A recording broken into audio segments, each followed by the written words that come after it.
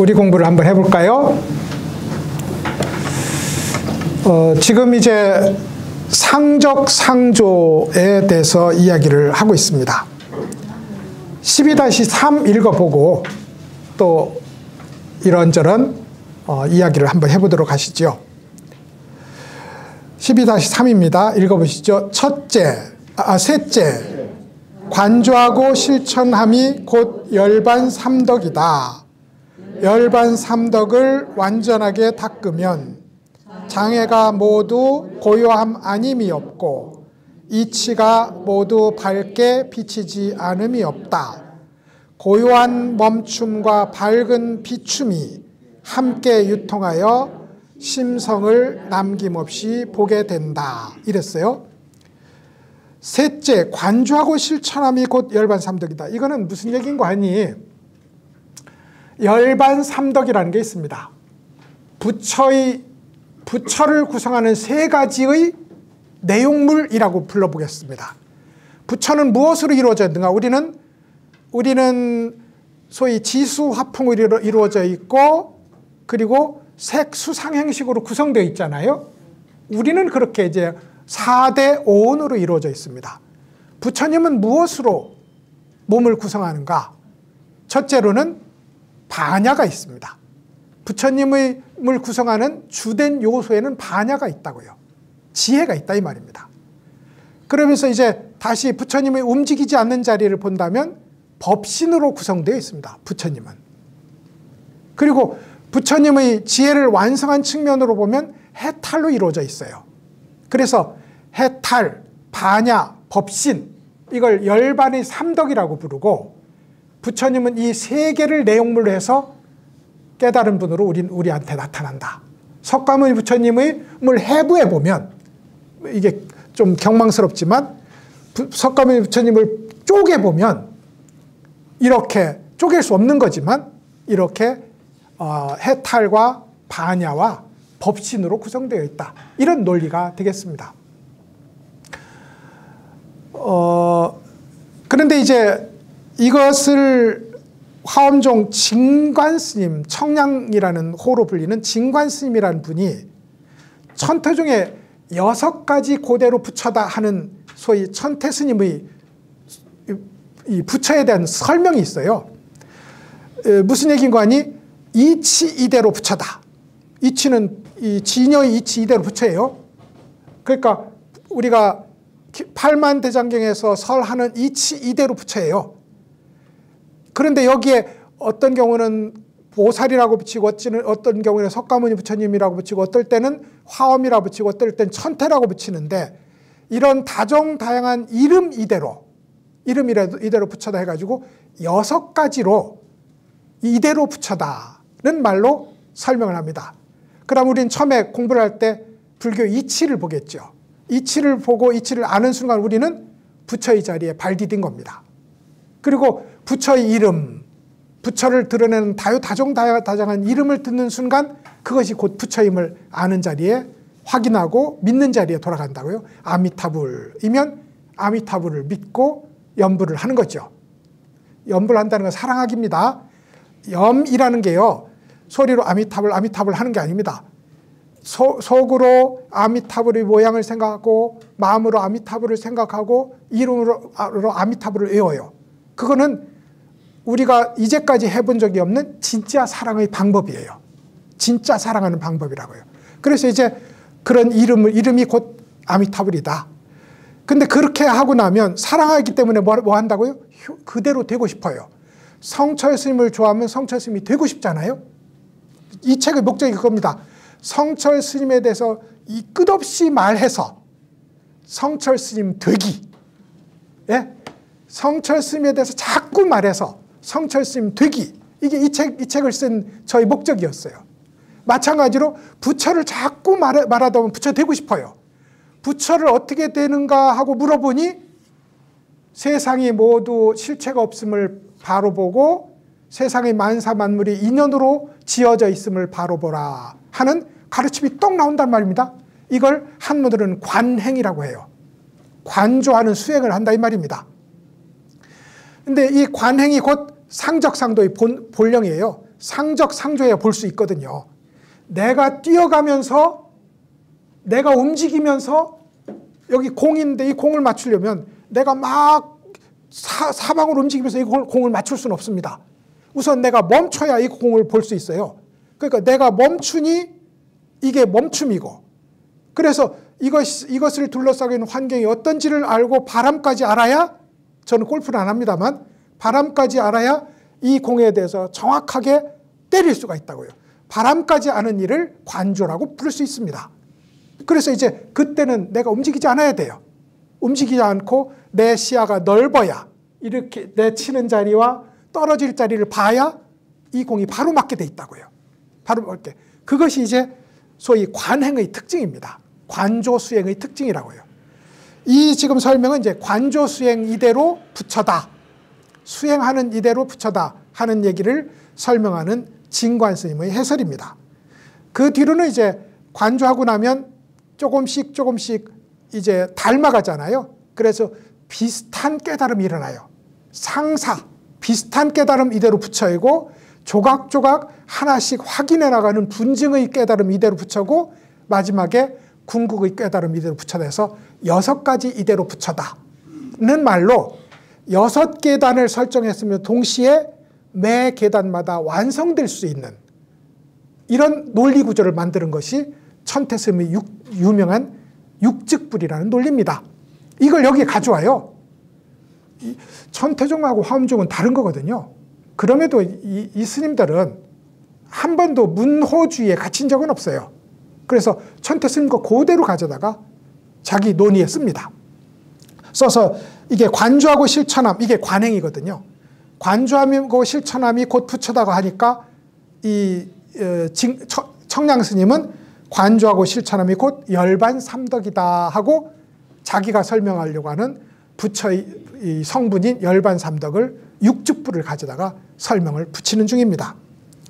그래서 열반삼덕을 완전하게 닦으면, 열반삼덕은 부처님 것 때 어떻게 닦으죠? 우리가 부처 자리에서 하니까 닦는 겁니다. 우리는 그러니까 번뇌에 속박된 자리에서 수행하지 않습니다. 수행은 해탈의 자리에 발 딛고 공부를 하는 거예요. 나는 묶여있어, 나는 묶여있어 라고 공부하지 않습니다. 나는 묶여있어, 나는 묶여있어 라고 하니까 누가 너를 묶었니? 라고 물었잖아요. 달마스님이 그렇게 물었어요. 나를 풀어주십시오, 해방시켜 주셨으니까 누가 너를 묶었니? 안 묶었거든요. 그래서 묶이지 않은 본래 풀려난 자리에서, 해탈의 자리에서 공부합니다. 법신의 자리에서 공부하고 반야의 자리에서 공부해요. 그러므로 열반삼덕을 완전하게 닦는다는 말이 성립합니다. 제가 무슨 말씀인지 알죠? 닦아서 열반에 이른다고 생각하면 이 공부의 반만 하는 겁니다. 열반을 닦아서 열반에 이르러요. 예? 해탈을 닦아서 해탈에 이르고, 지혜를 닦아서 지혜에 이르고, 그리고 법신을 닦아서 법신에 이르는 거지, 중생에서 부처로, 번뇌에서 해탈로 이렇게 건너가지 않는다니까요. 이 공부의 문법이. 그러므로 열반삼덕을 완전하게 닦는다는 말이 있게 됩니다. 공부를 열심히 해서 열반삼덕에 도달하는 게 아니에요. 열반삼덕을 닦아서 열반삼덕에 이릅니다. 그러면 모든 장애가 고요해지고, 여기서 도노가 일어납니다. 해탈과 지혜와 그러니까 해탈과 지혜와 법신의 자리에서 공부를 하니, 우리가 그 자리에서 안 벗어나오면, 지금 이대로 깨달음의 자리에 머물게 됩니다.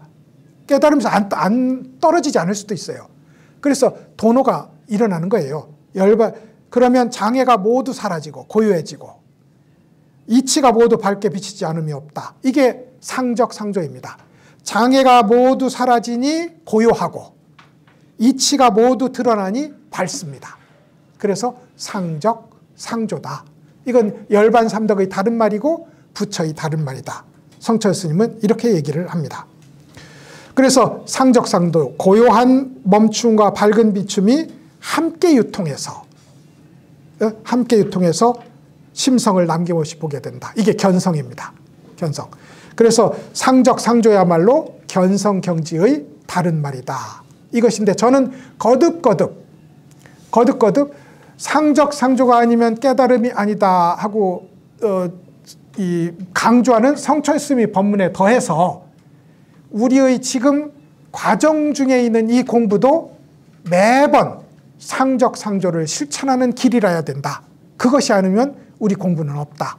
라고 성철스님의 말씀을 우리 차원으로 번역해서 들려드리는 겁니다. 우리 차원에서. 그러니까 상적상조는 남의 일이 아니에요. 지금 이렇게 컵을 들어오는 일에도 우리는 상적상조가 있음을 알아야 되고 이먹고 하는 이 자리에도 상적상조가 함께하고 있음을 알아야 됩니다. 그래야 되고요. 이게 이제 진관스님의 열반삼덕설에 나타나 있는 상적상조에 대한 해설입니다. 진관스님은 청량스님이라고 불러요. 오대산을 나중에는 청량산이라고 부르게 됐는데 원래 청량이라는 건 맑고 시원하다는 뜻입니다. 맑고 시원하다. 이분이 살았던 시절이 중국의 가장 유명한 여황제였던 측천무후 시대의 스님이었어요. 측천무후가 부처님으로 불렸거든요. 예전에 청나라 때도 황제를 부처님으로 불렀고요. 측천무후 역시 부처님으로 불렀어요. 그래서 우리가 용문석굴에 가면 제일 큰 대불이 비로자나불인데 그 비로자나불의 모델이 측천무후였어요. 측천무후였어요. 그 보면 좀 잘생겼더라고요. 여하튼 용문석굴의 최대 부처님, 여러분도 어디 사진에서 봤거나 직접 봤거나 그 부처의 모델이 측천무후니까 얼마나 불법에 관심이 많았겠어요. 그래서 이제 진관스님이 화엄에 뛰어나다는 얘기를 듣고 진관스님을 황궁으로 초치를 합니다. 그래,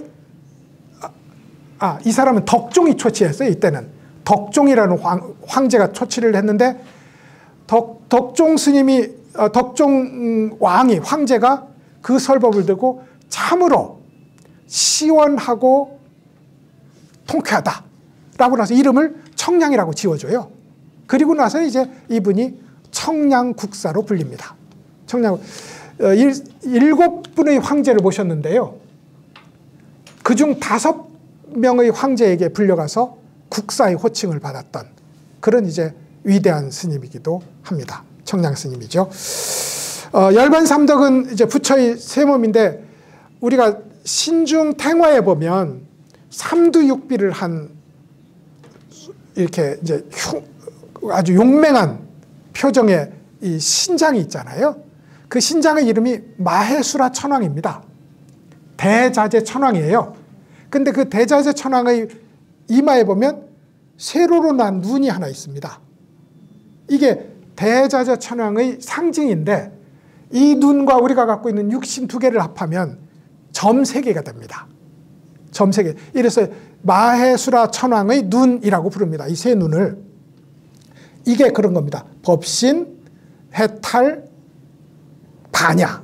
이것을 상징한다고 해서 소위 이 법신, 반야, 해탈의 세 덕은 쪼갤 수도 없고 하나로 연결할 수도 없어. 왜냐하면 세로로 긋자니 세로로 안 그어지고 가로로 긋자니 가로로도 안 그어져서 세 개를 쪼갤 수도 없고 하나로 만들 수도 없는 그런 소위 하나는 아니지만 셋으로 쪼개지지 않는 그 일체성을 삼위일체성을 강조하기 위해서 마해수라 천왕의 눈이다.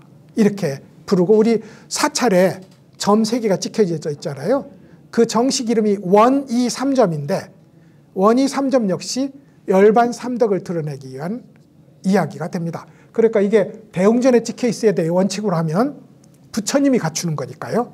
부처님이. 그래서 이제 그 얘기를 우리가 설명을 했습니다. 자, 12-2 한번 읽어볼까요? 12-4 선정은 지혜가 아니면 그 고요함을 완전하게 할 수 없고 지혜는 선정이 아니면 그 비춤을 심화시킬 수 없다라고 했습니다. 자, 보시죠. 선정은 지혜가 아니면 고요함을 완전하게 할 수 없다. 지혜는 선정이 아니면 그 비춤을 심화시킬 수 없다. 선정이 지혜를 도와주고 지혜가 선정을 도와준다. 이 말입니다. 이 말이 어떻게 나왔는 거 하니 아마 덕종 황제였을 거예요. 덕종 황제가 이 진관 청량 스님을 황궁으로 초치를 해서 화엄경에 대한 설법을 청합니다. 청하는데 아마도 직접 몇 가지는 질문했을 거고, 이 청량 스님이 황제의 질문을, 예상 질문을 만들었던 것 같아요. 그리고 당연히 예상 답안지를 만들어서 황제가 무엇을 질문해도 답할 수 있도록 하는 소위 서적을 하나 이렇게 만들어가요. 그게 이제 화엄경 책략이라는 건데, 책이라는 말은 황제가 이건 어떻게 하면 좋을 거라고 물으면 이건 이렇게 하면 좋습니다라고 하는 걸 한문으로 대책이라고 해요. 우리가 대책이 없잖아요. 그 대책이 이 용어입니다. 황제가 이것은 어떻게 하면 좋겠는가 하면 제가 생각하기에 라고 척 나와야 능신이지, 묵묵부답하면 이건 신하가 아닌 겁니다. 황제가 어떤 질문을 할지 다 제목을 받아서 이건 이렇게 하면 좋습니다. 이게 대책이에요. 황제가 질문하면 그것에 상대해서 꾀를 올려드리는 겁니다. 대책인데 대책의 방식으로 글을 써가요. 그것이 화엄경 약책입니다. 책이니까 대책인 거죠. 황제가 어떤 질문을 했느냐면 계정의 사막이라고 했는데, 들어보세요. 계정의 사막이라고 했는데 결국 목적이 지혜 아닙니까? 황제가 이렇게 물어요. 뭐 할러? 번거롭게 계정을 할 필요가 있습니까? 지혜만 하면 되지. 육바람일에서 보시직의 인욕 정진 선정 지혜라고 했는데 지혜만 도달하면 되지. 뭐라고 오바람일을 합니까? 라고 질문한 거예요. 그러자 청량스님이 이렇게 말하는 겁니다. 지혜는 선정이 없으면 안 되고 선정은 지혜가 없으면 안 된다. 지혜가 없으면 안 된다. 말하자면 밝은 비춤이 있으려면 물이 고요해야 되고, 이게 선정이잖아요. 물이 고요해야 되고, 아주 집중된 한 점을 구성하려면 보다 넓은 시야가 필요하다. 마치 우리가 햇빛을 모아서 불을 내려면 돋보기를 멀리에서 원을 크게 할수록 모여지는 점이 더 집중되는 것과 같다. 보는 시야가 더 커질수록 집중되는 점도 더 정확해진다. 아까 제가 이 운전하는 경우를 예를 들어 보여드렸고, 기름단지를 나르는, 기름그릇을 나르는 동자의 얘기를 가지고 이 말씀을 해드렸어요. 주위를 볼 수 있어야 집중이 깊다. 집중해야 주위를 볼 수 있다. 이 얘기가 되는 겁니다. 그러므로 정과 해 중에, 다른 것도 물론이지만 정과 해 중에 정을 버리고 지혜만 성취할 길은 없다. 이렇게 설명을 하는 중에, 선정은 지혜가 아니면 완전하지 않고 지혜는 선정이 아니면 깊지 못하다. 이렇게 설명을 이제 시작을 합니다. 여러분도 잘 아는 얘기잖아요. 어떤 사람이 마을을 지나다 보니 멋진 3층 집이 있는 거예요. 그래서 좋은 기술자를 데리고 좋은 터에다가 나도 저렇게 해달라. 그러니까 이제 어느 날 가보니 이 건축가가 1층을 짓고 2층을 짓는 중이에요. 그래서 아니 뭐 하는 짓이냐? 왜요? 그러니까 내가 요구한 것은 3층이었다. 굳이 1층 짓고 2층 지을 필요가 어디 있느냐? 3층만 달라. 이게 이 황제가 내놓은 질문하고 똑같은 겁니다. 육바라밀로 보면 6층인데 나는 5층은 필요 없다. 6층만 달라. 6층만 달라. 그것이 가능한 것이 아니다 이 말이죠. 그래서 청량스님이 이렇게 지혜롭게 답변을 합니다. 청량스님의 화엄학은 사실은 이제 그 앞에 현수법장이라는 화엄종의 위대한 종사가 있습니다. 우리 의상스님하고 친했어요. 동문이었어요. 근데 이제 현수법장으로부터 내려오는, 이제 말하자면 4대 화엄종 종조가 됩니다. 4대. 뭐 굳이 이걸 알 필요는 없지만 그 지엄 스님이라는 분이 초조였고 두순 화상이라는 분이 2조였고 현수 법장이 3조였고 그리고 이제 이분이 그 종맥을 이어서 4조가 되시는 분입니다. 화엄종은 실제로는 현수 법장에서 일어났어요. 완성됐어요. 그래서 화엄종을 현수종이라고도 부릅니다. 그런데 이 청량 스님이 화엄종을 또다시 빛낸 그야말로 뛰어난 분이었는데 인도에까지 소문이 났었다고 해요. 그래서 이제 이 청량 스님의 글을 수입해서 보려고 하는 인도의 움직임이 있었던 것은 분명합니다. 그래서 이제 어떤 이야기가 있었는고 하니 인도와 중국의 국경에 사는 한 수행자가 어떤 두 보살이 동자 스님이 가는 걸 봐요. 어디 갑니까? 그러니까 중국 갑니다. 뭐 하러 갑니까? 오대산에 가서 청량 스님이 열반하셨다는데 그분의 치아사리를 구하러 갑니다. 그래요. 그러니까 이제 이 국경에 살던 이 수행자가 오대산에 와봅니다. 얼마 전에 제가 동자 두 사람을 만났는데 그 사리를 구하러 왔다고 합니다. 근데 그때만 해도 화장을 안 했거든요. 스님들을 제가 지난번에 말씀드렸듯이 옹기 그릇에, 옹기 단지에 넣어서 석회를 넣고 톱밥을 넣고 해서 몇 년간 보관하는 그런 장례 시스템이 있었어요. 옹기를 열어보니 육신은 다 온전한데 이빨 2개만? 왜 이빨이었을까요? 설법이 나온 현장이 여기잖아요. 그래서 치아사리가 제일 중요합니다. 부처님도 치아사리가 중요하고요. 치아사리가 제일 중요해요. 설법이 나온 현장이잖아요. 현장이잖아. 치아사리보다 중요한 게 혀살인데 구마라 집은 빨간 연꽃처럼 있었다는 겁니다. 그렇지만 이제 대체적으로 치아사리가 이제 최고 중요한 거죠. 뭐 그런 신화가 있을 정도로 청량 진관 스님의 화엄학에 대한 조예와 불법에 대한 안목은 깊었다. 이렇게 이제 청량 스님의 말씀을 해드렸어요. 화엄경 약책에 대한 나온 얘기였고 성철 스님은 이걸 가지고 이제 소위 상적상조 지관상조라야 견성이다. 그 밖에 상적상조가 되지 않는다면 어느 한쪽이 기울어져 있다면 두 개가 평형적으로 완전하지 않다면 어느 경우도 깨달음이 아니므로 다시 이먹고라는 간절한 공부로 돌아가야 된다. 이게 이제 성철스님의 인용 의도입니다. 대체적으로 우리는 선정이 깊을까요? 지혜가 깊을까요? 우리는 아무래도 지혜가 조금 넓습니다. 이게 대승보살의 특징입니다. 대승보살은 아무래도 넓게 보는데 더 익숙하고요. 근데 이제 부처님 당시의 제자들, 밥만 먹으면서 참선하던 분들, 이분들은 선정이 강합니다. 선정이 강하면 세상살이에 무관심함으로 자비심이 약하고요. 이 세상살이에 관심이 너무 많으면 외부 경계에 흔들리게 됩니다.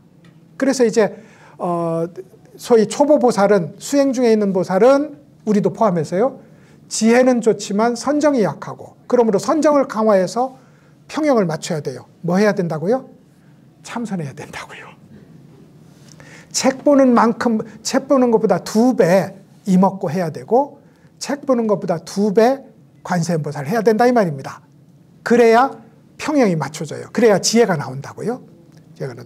그것이 이제 성철 스님의 쌍적상조에 대한 이야기가 됩니다. 12-5 읽어보시고 그 정도에서 맞춰드릴까 싶습니다. 읽어보시죠.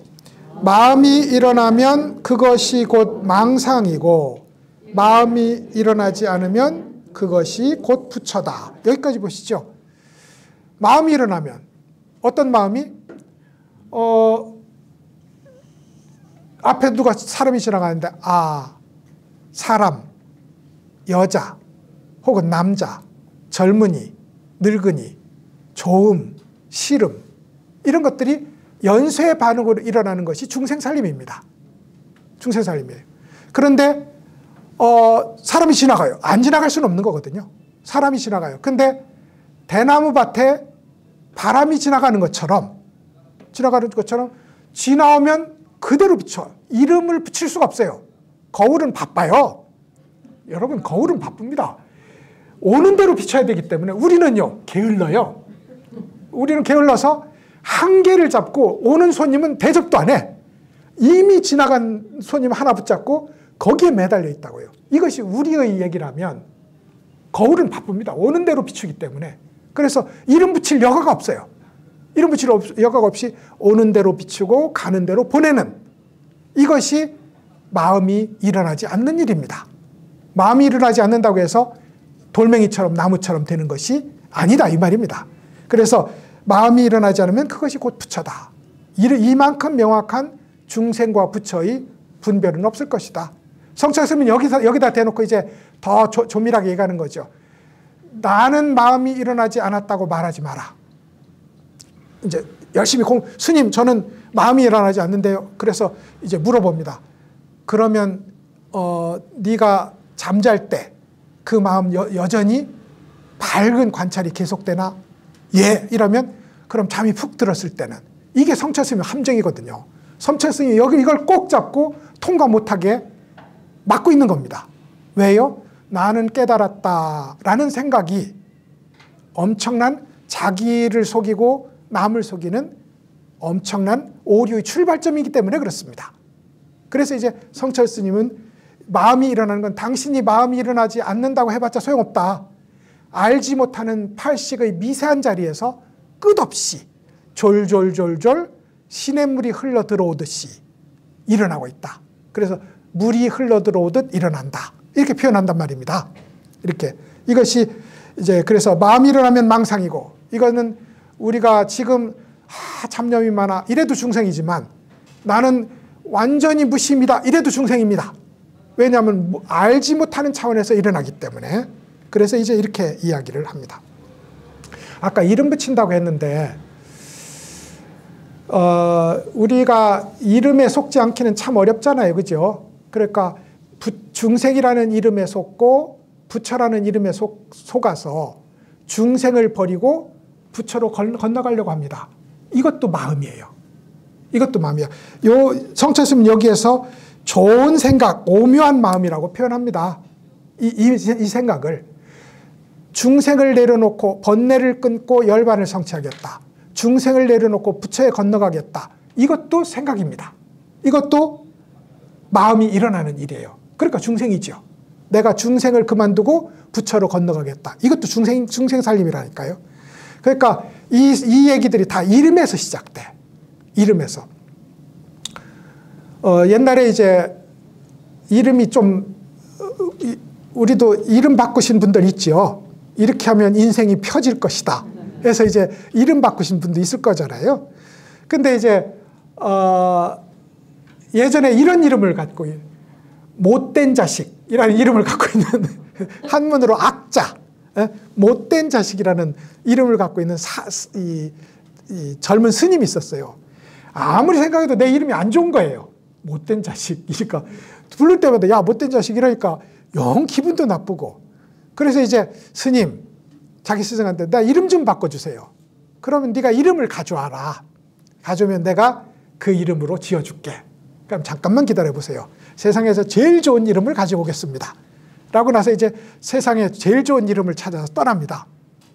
떠났는데 이제 어느 곳을 가다 보니 젊은 여자가 어린아이와 함께 통곡을 하면서 상여를 따라가는 걸 보게 됩니다. 그래서 이제 지나가는 사람 붙들고 저 상여에 들어있는 저 사람의 이름은 무엇입니까? 그러니까 이름이 천년만년이에요. 천년만년인데 저렇게 젊은 아내와 어린 자식을 두고 저렇게 일찍 가는구나. 이건 아니구나. 이건 아니구나.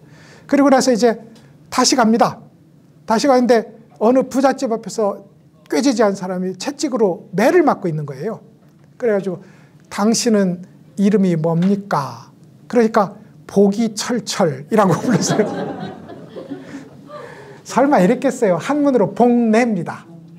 예, 복자 올레자. 근데 이제 우리로 하면 복이철철이잖아요. 복이철철. 그러니까 세상에 이름은 복이철철인데 저렇게 박복하기 짝이 없을까 하고서는 저것도 안 되겠구나 하고 또 갑니다. 어떤 데를 가는데 이 사람이 길 잃는데 선수야.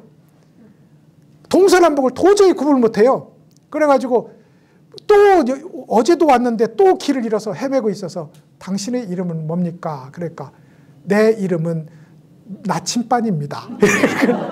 한문으로는 지남.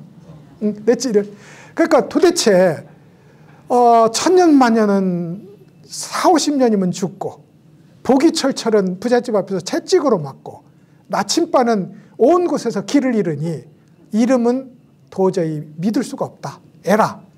이름에 대해서 분별하기를 그만두자 하고 스님한테 갑니다. 그래, 이름 가져왔나? 그러니까 그냥 못된 자식 하랍니다. 왜냐하면 못된 자식이라 불러도 부처의 드러남이고, 예?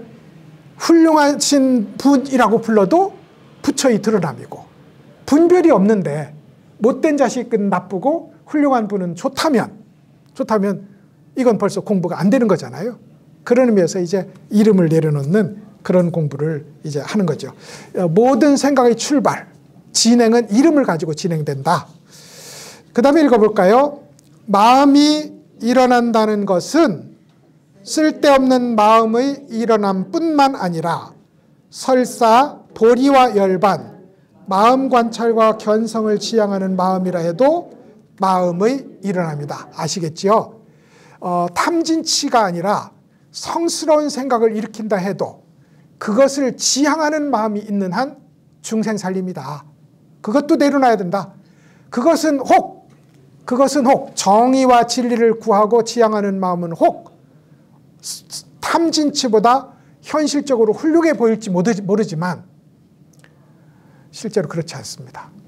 왜냐하면 정의를 추구하고 정의를 지향하고 정의를 실천한다는 자기 정체성을 세우면 있잖아요.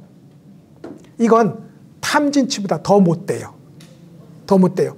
왜냐하면 숨어있는 아상이 수미산처럼 높거든. 탐진치는 적어도 나는 어떻게 된 인간이 탐진치에 이렇게 약할까? 이런 반성이라도 있잖아요. 나는 정의로운 사람, 나는 진리를 닦는 사람. 이건 교정할 방법이 없습니다. 그런 의미에서 어떤 생각이든 우열이 없습니다. 나쁜 생각, 좋은 생각 다 생각을 일으키면 중생의 살림이다. 이랬어요. 자, 그 다음에 읽어보시죠. 모두 망상에 속하는 것이다. 생각이 모두 고요하게 소멸해야 비로소 일어나지 않는다고 한다. 고요함과 비춤이 여기에 구현되니 부처라고 부르지 않을 수 있겠는가 이랬어요. 생각이 모두 고요하고 소멸한다. 성철스님이 즐겨 말하는 제8 아레아식의 미세 무명이, 미세 번뇌가, 세 가지의 미세한 번뇌가 모두 소멸했을 때, 그래서 내명철의 자리에 도달했을 때, 대원경제의 자리에 도달했을 때 그것을 가리켜서 마음이 일어나지 않는다고 말한다. 이때 고요함과 비춤이 함께 구현된다. 이게 상적 상조입니다. 그러니 이것을 부처라고 부르는 것이다. 이랬어요. 그 다음에 읽어보시죠. 그래서 달마 스님의 비문에 마음이 있으면 무수한 겁을 거쳐도 범부에 머무르게 될 것이고 마음이 없으면 찰나간에 바른 깨달음을 성취할 것이다. 이랬어요. 얼마나 쉬워요. 마음만 내려놓으면 이 순간 부처이고 마음이 한 조각이라도 일어난다면 그 순간 중생계에 떨어진다. 이거거든요. 그러면 마음만 내려놓으면 됩니다. 그 마음만 내려놓는 일이 연불로 화두로 삼천배로 되는 거예요. 그리고 절실하게 어떤 지점이 있어요. 우리한테 각인시키는 지점이 있거든요. 이목구를 하건 관세음보살을 하건. 그러면 그 강력한 소위 고요함과 알미 복합되어서 일어난 그 강력한 눈뜸에 우선 비전을 받는 거죠. 그래서 이제 공부를 자신 있게 지어나가는 것. 이것이거든요. 혹자는 이제 그렇게 강력한 체험을 하는 걸 견성이라고 하는데 거기다 견성의 이름을 붙이지 말자는 것이 이제 성철 스님의 특징입니다. 왜냐하면 거기에 견성을 붙이면 이걸 재현하려고 하거든요. 무슨 말씀인지 알죠? 어제 좋은 체험을 했어. 근데 오늘 앉아보십시오. 어제 좋은 체험을 재현하려고 하면 제가 장담합니다. 절대 그 일이 일어나지 않습니다. 왜냐하면 그 일을 재현하려고 하는 것이 마음 일으킴이잖아요. 마음 일으킴은 부처하고 반대로 가는 길이거든요. 그래서 내가 체험한 그것이 견성이라는 이름을 붙이는 순간 수행과 깨달음에 무조건 손해가 일어난다. 이것이 성철 스님의 경고이고 우리가 새겨들어야 될 얘기가 됩니다. 왜 그렇게 고집스럽게 견성을 상적상조라야 되고 미세무명이 모두 사라진 자리라야 견성이라고 할 수 있다라고 거듭 강조했느냐. 바로 이런 이유라고요. 이런 이유라고. 그래서 이제 마음만 내려놓으면 쌓는 일이라면 참 오래 걸릴 건데 내려놓기는 쉽거든요. 내려놓기는 여러분 이게 우리 학교 교수님들은 들으면 안 되긴 하지만 제가 내년 1년 있다가 퇴직할 거잖아요. 예, 1년 있으면 퇴직을 합니다. 근데 이제 저도 이 기간 동안에 학교를 내 몸처럼 사랑했을 거 아닙니까? 양심이 있다면. 그 이제 정말로 저는 그렇게 하려고 노력했다고 생각해요. 근데 내년이면 다른 사람이 되잖아요. 그러니까 우리 학교가 갖고 있는 현안에 대해서 내년 퇴직하고 나서도 지금처럼 걱정하겠습니까? 걱정 안 하지. 퇴직하면 그건 다른 세상이에요. 그러면 우리한테 비춰봅시다. 우리가 이 사바세계라는 직장에 살고 있는 직장인인데 퇴직하면요. 여기 도대체 뭐가 의미가 있겠냐고요. 그래서 그 퇴직을 하고 난 입장에서 보면 이 사바세계에 우리를 올감했던 어떤 것도 우리를 요만큼도 움직일 게 없습니다. 요만큼도. 그 퇴직한 입장에서 이 세상을 보자는 겁니다. 이 세상을 봐요. 그것이 공부하는 사람의 마음가짐이다. 이 세상한테 너무 충실하지 말자. 어차피 이 세상은 배반하게 돼 있다. 배반하게 돼 있다. 그런 얘기가 되고요. 이것은 현수 법장 스님의 설법입니다. 아까도 현수 법장 스님이 화엄종을 완성한 분이다. 그래서 이제 현수종이라고 부를 정도로 화엄의 저 위대한 철학은 현수 스님에서 기본적으로 다 완성된다. 본래 60권 화엄이 있었는데 실찬한타와 함께 80권 화엄을 완성한 것도 현수 스님이었고 80권 화엄을 번역을 다 해놓고 나서도 빠진 부분이 자꾸 나오니까. 왜냐하면 인도라고 해서 완전하게 딱 완성된 화엄이 있었던 건 아닌 것 같아요. 그러니까 번역된 것을 딱 묶어서 체제에 맞게 완성한 완성자가, 말하자면 한역 화엄경의 완성자가 곧 현수 스님이기도 합니다. 이분은 특히 비유를 들기를 잘했는데 아까 측천무가 이분 때 제일 후원자였거든요. 불법을 설명해 달라고 하니까 화엄경을 설명해 주는데 못 알아들어. 아무리 설명해도 못 알아들으니까 가만히 보다가 황궁 앞에 금사자가 하나 이렇게 있어요. 그러니까 제가 저 금사자를 가지고 설명을 드리겠습니다. 설명을 드리겠습니다. 저 금사자는 나중에 어떤 사람이 저걸 불 속에 넣으면 저 뚜렷한 금사자상이 없어질 겁니다. 그러므로 저 금사자상은 혹은 토끼가 될 수도 있고 혹은 기린이 될 수도 있고 혹은 사자가 될 수도 있습니다. 다만 그 모양은 정해진 것이 없습니다. 그러므로 그 실체는 없습니다. 그렇지만 모양은 분명한 거 아닙니까? 그래서 인연에 따라서 귀틀집의 이건 제가 설명하는 겁니다. 그 금을 넣는 그 모형의 틀에 따라서 사자가 되기도 하고 토끼가 되기도 하고 기린이 되기도 합니다. 근데 거기에 변하지 않는 게 있습니다. 금은 변하지 않지 않습니까? 이렇게 비유를 들어서 화엄의 도리를 설명합니다. 이게 그 유명한 금사자장입니다. 비유를 들어 설명하니까 지금 우리가 읽어도 흥미진진한 화엄경 해설이 곳곳에도 발견되고 있다. 그래서 이제 현수 스님이 화엄종의 유명한 완성자다 이렇게 불리는 거죠. 자, 오늘 이제 현수 스님까지 설명을 드렸고 12-5까지 설명을 했습니다. 상적 상조를 공부하는 중이에요. 그러면 아까도 제가 왜 상적이냐? 지금 마지막 얘기가 금사자였으니까 어떻게 해도 금임을 알므로 여기저기의 마음을 움직일 일이 없다. 그러므로 고요하다. 그 본체도 고요하고 본체도 우리의 마음도 고요하다. 우리는 뭐 하는 사람이라고요? 진여를 사랑하고 진여를 닮기를 요구하는 사람이고 성철 스님을 사랑하고 성철 스님 되기를 걷는 사람들이잖아요. 그러므로 황금이 전혀 움직이지 않는 것이 그 본질이라면 우리 마음도 움직이지 않는 그것을 보면서 움직이지 않습니다. 그래서 상적이에요. 그렇지만 인연에 따라서 사자도 되고 기린도 되고 토끼도 됩니다.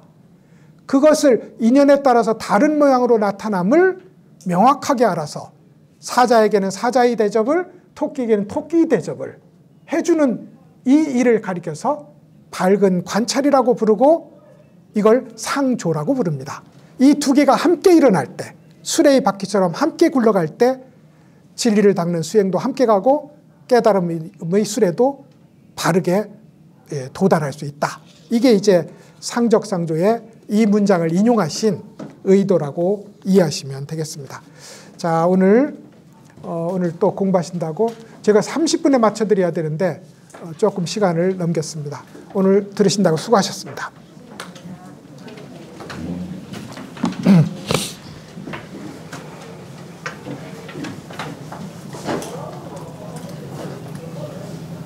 교수님께 합장 1배 올리겠습니다.